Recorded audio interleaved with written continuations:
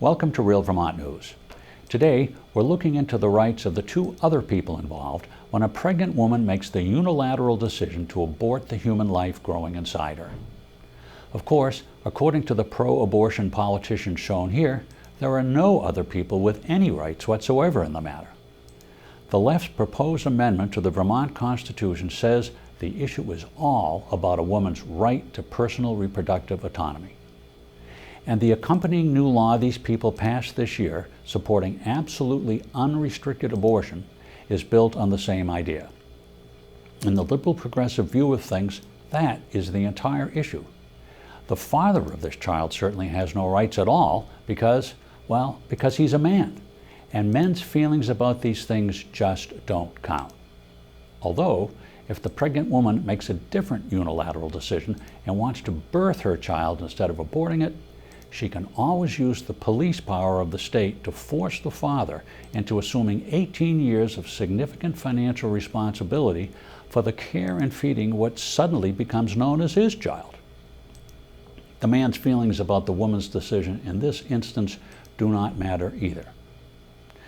But back to the oppressed little person whose life can be ended by his or her mother because the legislators pictured here recently made sure all Vermont women and girls could do just exactly that. That little person is unwanted and thus vulnerable, in part because over the past half-century, our society's views on sexuality have become more and more dissociated from reproduction.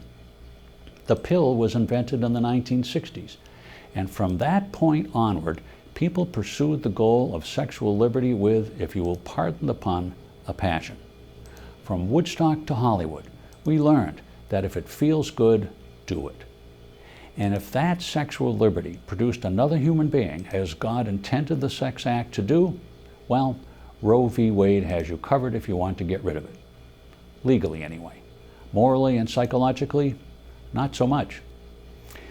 These days, Vermont's liberal and progressive legislators are in an uproar because that sexual liberty, freed from responsibility, might be endangered by today's more conservative U.S. Supreme Court. What if courts ruled that a woman's right to have sex where and when and with whom she please must be accompanied by some responsibility for any life that resulted? That more was involved than her personal reproductive autonomy? The legislators pictured here would be the first to tell you that the needs of the larger society mean your right to develop your personal property should have some powerful restrictions placed on it.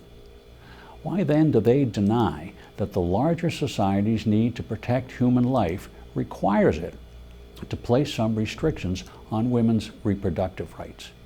Why are they ignoring the rights of the tiny other human being involved altogether? I think it's safe to assume we will never talk any of these legislators into changing their extreme views on abortion. They will continue to insist that any woman can abort her child at any time in her pregnancy for any reason. Are you okay with that? If not, if these extreme views strike you as morally wrong, not something you want your state to be known for, reprehensible even, then let's support any candidate who has said they will take a stand for the unborn and run for office in the 2020 election to replace these incumbents. And if nobody has announced, let's go out and recruit somebody now who will start preparing to run now. So we'll have people in Montpelier who will vote for some reasonable abortion restrictions. Something less than any woman can abort her child at any time in her pregnancy for any reason. And if you can't recruit a person to do that for you, then start planning to run yourself. It's the only way we're going to stop legally aborting unborn human beings in Vermont who could live outside the womb. And that's all the Real Vermont News we have time for. A lot more happened, and we'll be looking into all of it.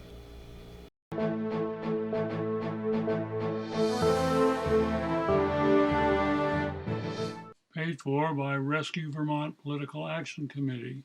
Bob Frenier, Treasurer.